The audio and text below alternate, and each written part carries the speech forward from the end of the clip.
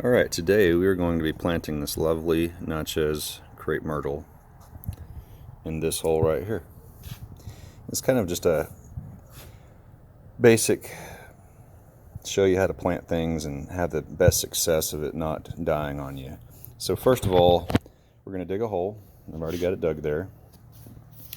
And you want to make sure the hole is bigger than the root ball of the plant. Let me get back to it.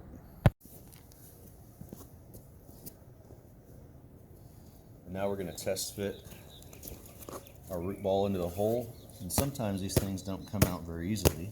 Any plant out of a pot. It's going to beat the sides a little bit, maybe roll it, and then pull it out. It'll be very gentle when you're pulling by the plant here. Sometimes you just need to dump it out instead of pulling because the roots won't be very strong yet into the root ball, and you could separate the root ball from the plant. You don't want to do that, so be very gentle with this. You'll have better success of your plant surviving. Now we're going to test fit, and it looks like we're a little shallow in our hole. We're about an inch too shallow, so I'm going to dig out the bottom of this hole a little bit more.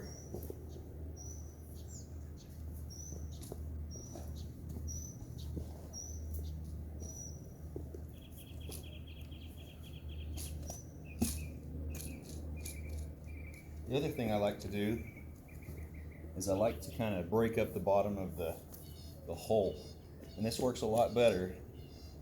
And it's go ahead and put a lot of moisture in the area that you're going to be planting in.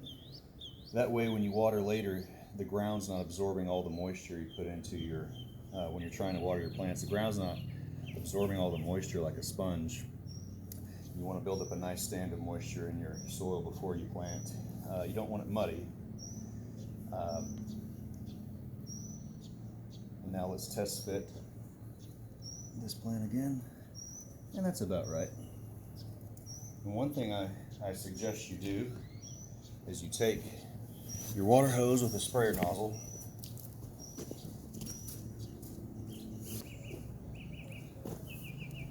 and you mix up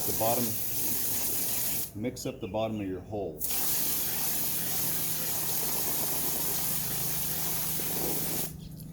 You're adding moisture and you're kind of making a slurry down there.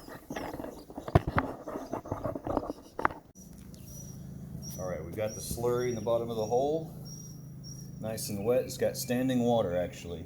So I'm going to put my plant in there and kind of move it around to make the bottom of the root ball conform to the earth, to the dirt under there. So we've got a really watery mud down there, and that's going to make sure that we got no pockets of air under there.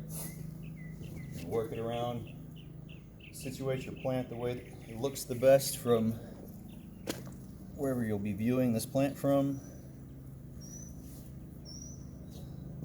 and then fill your hole about halfway back in with dirt.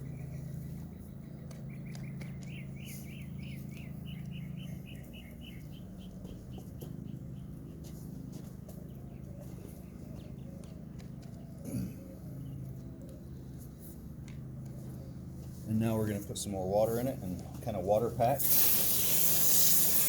the dirt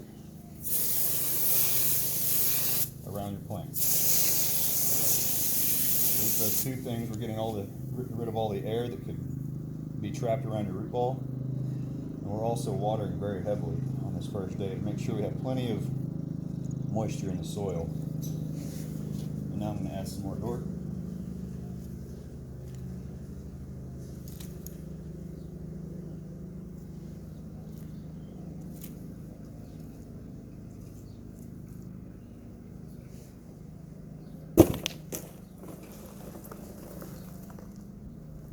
Pack the soil in to try to get more of that air, possible air, from being trapped around the root ball. And it's very, very wet. If you want to not do as much moisture and pack it in around your root ball, that's great, but it definitely does not need to be dry. You need to be adding moisture try to keep this plant alive.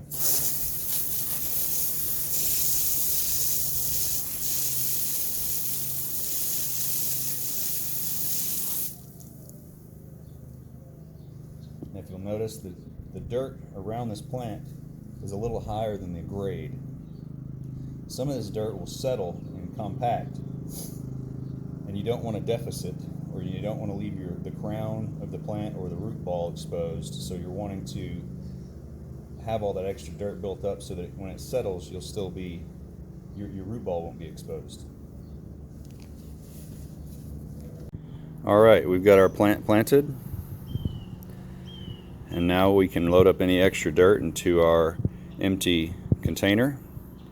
And just remember that you need to water this probably every day for about a week. And then I would suggest on plants like this, you probably water every day, because too much water will make the roots rot, and a nice time of drying out will make the roots grow deep and be searching for water, so make your plant even more healthy. All right, got a few more plants planted here, and that'll look nice. The crepe myrtle is white, it's a Natchez, and these are knockout roses. They're that nice dark red, and they'll have a nice contrast with them. So other thing I forgot to mention is about a month ago I mixed in with my soil, and you can see those little dark pieces. Those are decaying leaves and grass.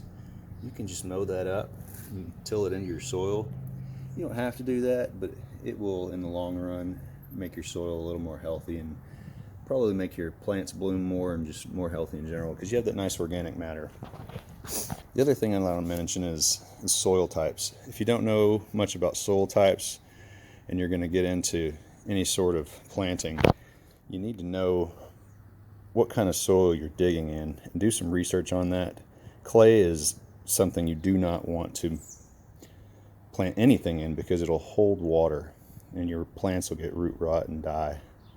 You want to make sure that your soil has a nice sandy loam or a sand component to it, so that it's a well-draining soil.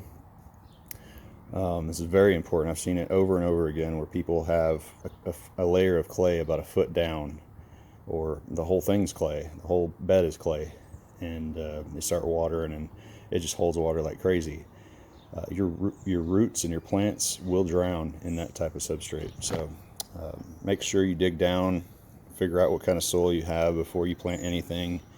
And if you do find some clay, you need to make sure you dig it out, or at least mix it in really well with a nice sandy loam and some organic matter. But you'll have to do a lot of research on that to make sure that, figure out what you have and how to figure out what kind of soil you have by either some sort of test. But good luck.